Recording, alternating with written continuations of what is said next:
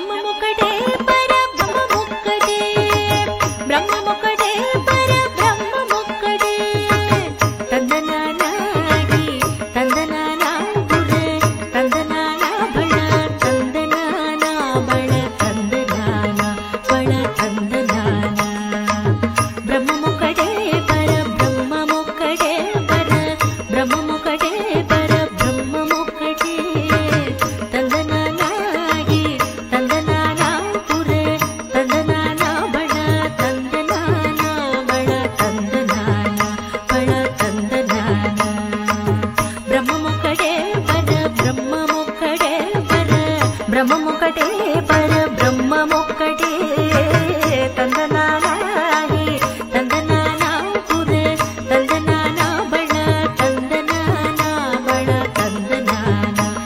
ஜெய் சீதாராம். ராதே கிருஷ்ணா.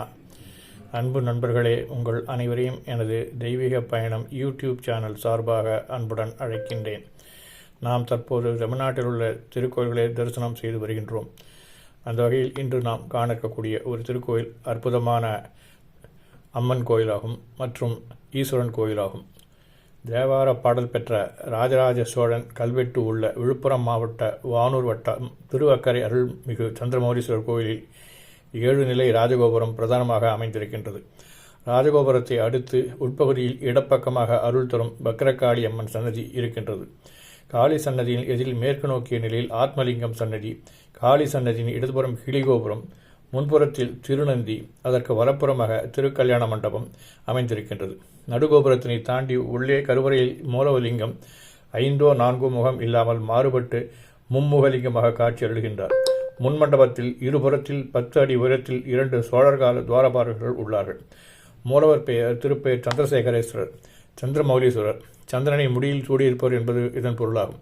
சதுர பீடத்தின் மீதமைந்த வட்டமான ஆவுடையாரில் மூலவர் அழகிய மும்முகத்துடன் விளங்குகின்ற கம்பீரமான லிங்கம் அமைந்திருக்கின்றது. மேற்கு பாகத்தில் அமைய வேண்டிய சக்தி ஜாதம் என்ற முகம் இங்கே இல்லை. கிருதயுகத்திலிருந்து திரேதாயுகம், துவாபர யுகம் என்று ஒவ்வொரு யுகத்திற்கும் ஒவ்வொரு முகமாக உண்டாயிற்று என்றும் கலியுக முடியில் மேற்கு பக்கத்திலும் முகம் ஏற்படும் என்றும் நம்பிக்கை இருக்கின்றது. சம்பந்தர், அப்பர், கபிலதேவ நாயனார், சேக்கிழார் ஆகியோரின் இலக்கிய குறிப்புகளும் வக்ராசுரின் முதலியோர் வழிபட்ட சான்றுகளும் கிடைக்கின்றன. அம்பாள் உலகை ரட்சிக்கும் அமிர்தேஸ்வரி எனவும் அழகுமிகு கோலம் கொண்ட வடிவாம்பிகை எனவும் வணங்கப்படுகின்றார். குண்டலினி முனிவர் வம்சத்தில் வந்த வக்ராசுரன் இப்பகுதியை ஆண்டதாகவும் அவனை அழிக்க காளி இறைவனை அதாவது சந்திரசேகரை வழிபட்டு அவனுடன் போர் புரிந்து வெற்றி பெற்றதாகவும் தலபுராணம் கூறுகின்றது. கருவறையின் தென்திசையில் குண்டலினி முனிவர் என்னும் சித்தர் ஜீவசமாதி இருக்கின்றது.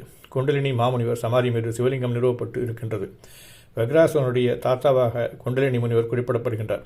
இதன் வெளிப்பாடாக குண்டலினி முனிவர் அவரது பேரனான வக்ராசுரன் ஆகியோர் சிற்பங்கள் தென் பிரகாரத்தில் காணப்படுகின்றன. வடதிசையில் மேற்கு நோக்கி வரதராஜ பெருமாள் தனித்துமூர்த்தி நின்றுகின்றார். வரதராஜ பெருமாள் சன்னதி பின்புறம் கிழக்கு நோக்கி சகசலிங்க சன்னதி உள்ளது. இதன் வடதிசையில் மேற்கு நோக்கி நவகிரக சன்னதி இருக்கின்றது. அருள்மிகு வடிவாம்பிகை அம்மன் சன்னதி தெற்கு நோக்கி உள்ளது. இங்குள்ள சன்னதிகள் அனைத்தும் நேராக அமையாமல் வக்ரகதியில் அமைந்துள்ள கோயில் திருவக்கரை என அழைக்கப்படுகின்றது. வக்ராசுரன் அரக்கன் சிவனை தனது கண்டத்தில் வைத்து பூஜை செய்து தவ வலிமையால் சாகாவரம் பெற்றான். வலிமை பெற்றதாலே எளியாரை சீண்டும் குணம் வந்தது. தேவர்களை துன்புறுத்தினான். தேவர்கள் சிவனிடம் சென்று முறையிட்டார்கள். சிவன் திருமாலிடம் வக்ராசுரனை சம்ஹாரம் செய்ய வேண்டினார். பெருமாளும் சூரனுடன் போரிட்டு தனது சுதர்சனத்தை வக்ராசுரன் மீது பிரயோகித்து வதைத்தார். வக்ராசுரன் தங்கை துன்முகி அவனைப் போலே கொடுஞ்செயில் பொருந்து வந்தாள். அரக்கியான அவளை வதம் செய்ய பார்வதி தேவியை சென்றாள். ஆனால் துன்முகி கருவுற்றிருந்ததால் பார்வதி துன்முகியின் வயிற்றை கிழித்து சிசுவை தனது வலது காதில் குண்டலமாக்கிக் கொண்டு துன்முகியை வதம் செய்தாள். வக்ராசுரனின் தங்கையை அழித்ததால் பார்வதி இங்கு வக்ரகாளியாக சம்ஹார கோலத்தில் அருள் பாலிக்கின்றாள். வக்ரகாளியின் திருவுருவம் மிக்க அழகுடையது. சன்னதிக்கு எதிரில் வக்ராசுரன் பூஜித்த பெரிய வக்ரலிங்கம் உள்ளது. வக்ரகாளி சம்ஹாரம் பண்ணியதால் ஓங்காரமாக இருந்த காளியை ஆதிசங்கரர் சாந்தம் செய்து இடது பாதத்தில் ஸ்ரீசக்கரராஜ் யந்திரத்தை பிரதிஷ்டை செய்ததாக கூறப்படுகின்றது. பிரமிக்க வைக்கும் வக்ரகாளியின் திருவுரு, சுடர்விட்ட பருவம், தீக்கதிர்களை கொண்ட தலை, மண்டை ஓட்டு கிரீடம், வலது காதில் சிசு பிரேத குண்டலம், 8 திருக்கரங்கள் வலக்கைகளில் பாசம், சக்கரம், வாள், கட்டாரி, கபாலம், பகைவருடைய தலைகளையே மாலையாக தொடுத்த தலைமாலை, முண்டமாலையை அவள் முப்பிரி நூலாக அணிந்திருக்கின்றாள்.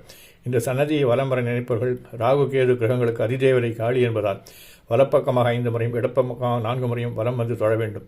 வக்ரம் வழிபட்ட ஸ்தலம் வக்கரை என்று பெயர் பெற்றது.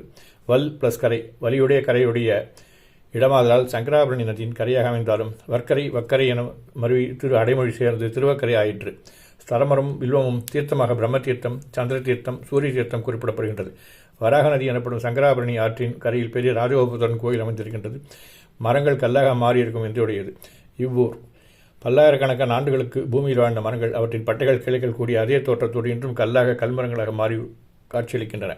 வக்ரதோஷம் நிவர்த்தி ஸ்தலமாக விளங்கும் இக்கோயிலில் 3 கால பூஜைகளுடன் காலை 6 மணி முதல் இரவு 8 மணி வரை திறந்திருக்கும். வக்ரசாந்தி திருத்தலம் எனப்படும் இந்த திருக்கோயிலில் உள்ள வக்ரகாளியம்மன் தரிசனம் செய்வதால் எவ்வகை வக்ரதோஷம் இருந்தாலும் நிவர்த்தியும், திருமண பாக்கியம், மழை பாக்கியம் வேண்டுவர்கள் இக்கோயிலில் வந்து நெய் தீபம் ஏற்றுதல், தொட்டில் கட்டுதல் போன்றவற்றை செய்து பயன்பெறுகிறார்கள்.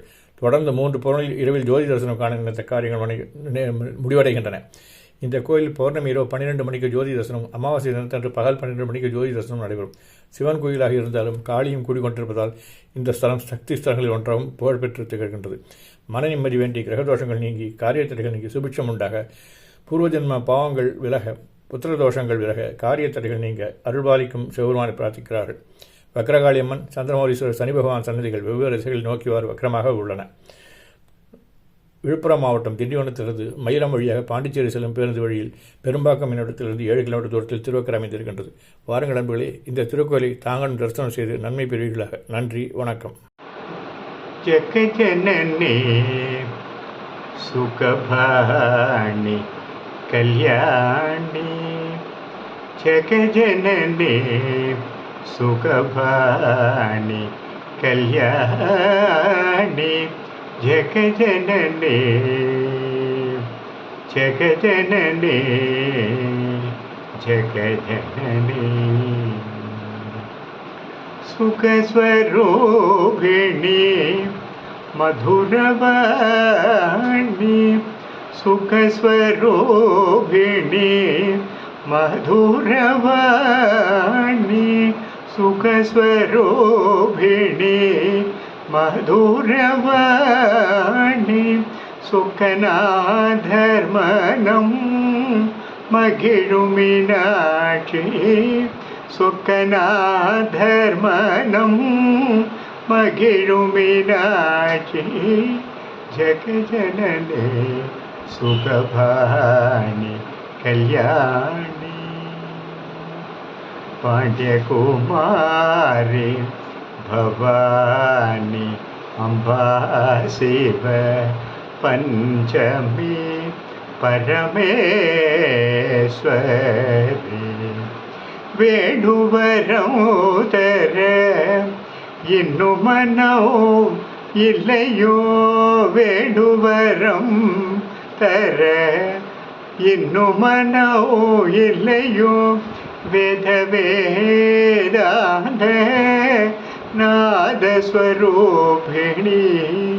வேத வேதாந்த நாதஸ்வரூபிணி,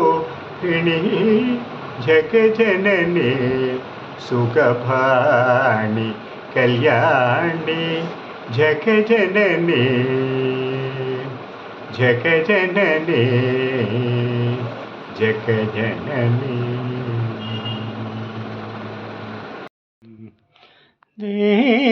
தேவி நீயே துணை, தென்மதுரை வாழ் மீனலோச்சனி, தேவி நீயே துணை, தென்மதுரை வாழ் மீனலோச்சனி, தேவி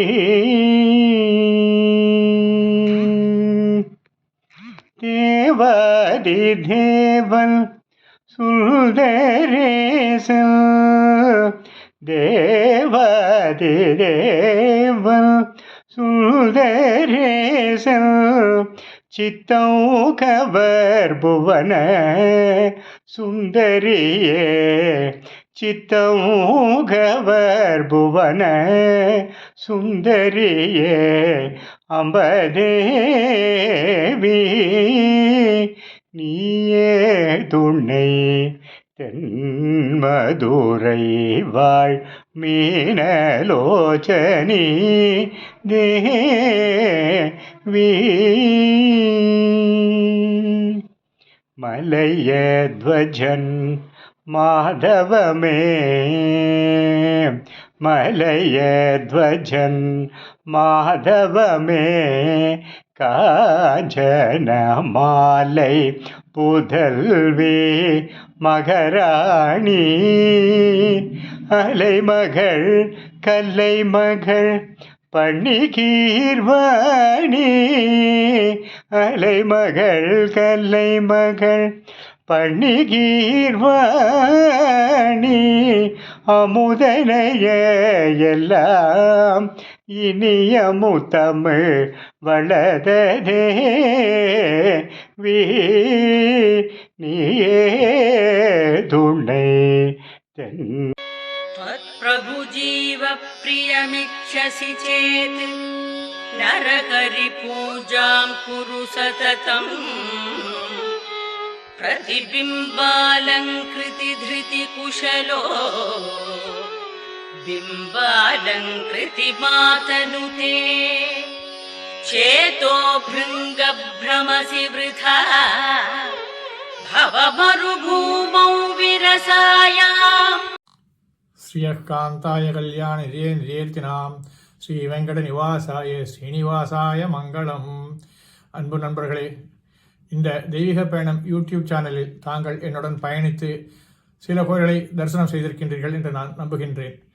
இந்த திருக்கோயிலில் தங்களுடைய மேலான தரிசனத்திற்கு காரணமான இந்த பதிவுகளில் தாங்கள் எவ்வாறு திருப்திப்பட்டீர்கள் என்பதை குறித்து எனக்கு கமெண்ட் செக்ஷனில் பதிவு செய்யவும், எனது சேனலை மேலும் பலருக்கு சென்றடைய ஷேர் செய்யவும், அவற்றில் உள்ள குறைகளை சுட்டிக்காட்டவும். நிறை குறைகளை மனதார நான் ஏற்றுக்கொள்கின்றேன். நீங்கள் என்னுடைய சேனலை தொடர்ந்து சப்ஸ்கிரைப் செய்தவும், தங்களுடைய நண்பர்கள் மற்றும் உறவினர்களுக்கு அதனை ஷேர் செய்யவும். இந்த திருக்கோயில் பற்றி உங்களுடைய அபிப்பிராயத்தினை லைக் மூலமாக எனக்கு தெரிவிக்கவும். தாங்கள் தெரிவிக்கும் கருத்துக்களின் அடிப்படையில் என்னுடைய சேனலை மேலும் இம்ப்ரூவ் செய்வதற்கு ஏதுவாக இருக்கும் என்று நான் நம்புகின்றேன். இந்த திருக்கோயிலில் உங்களுடைய ஆதரவு என்றும் எனக்கு தேவை. இத்திருக்கோயில் பணியினை தொடர்ந்து நான் செய்ய எனக்கு இறைவன் அருளுடன் தங்களுடைய ஒத்துழைப்பும் தேவை என்பதை மனமாற வேண்டி கேட்டுக்கொள்கின்றேன். நன்றி, வணக்கம்.